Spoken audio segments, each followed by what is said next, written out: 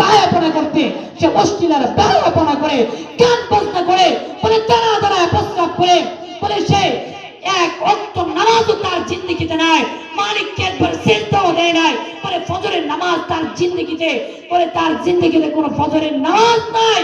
বলে আল্লাহ রাসূল আল্লাহ তাআলা বলেন ফামান ইত্তাবা হাওয়াহু, বলে যে মনে যা চায় তাই করে, মনে চাচ্ছে তো বিড়ি খাচ্ছে, মনে চাচ্ছে তো অশ্লীলার বাহায়াপনায় লিপ্ত হয়ে গেছে, মনে চাচ্ছে তো সে নামাজ ছেড়ে দিচ্ছে, বলে এমন মন চাই জিন্দেগি যে গঠন করে। আল্লাহ তাআলা বলেন ফামান ইত্তাবা হাওয়াহু উলাইকা কাল আনআম, তারা হচ্ছে কুত্তা আর জানোয়ারের মতো। যারা মন চাই জিন্দেগি বানায়, যা চায় তাই করবে, এরা হচ্ছে কুত্তা আর জানোয়ারের মতো। এই জন্য আমাদের হায়াতটাকে পরিবর্তন করা, নিজের জিন্দেগি পরিবর্তন করা। প্রিয় ভাইরা, আমার জীবনটা যেন পরিবর্তন হয়, আমাদের জীবনে যেন আমরা আল্লাহ ওয়াদের সাথে আমরা সম্পর্ক রাখি।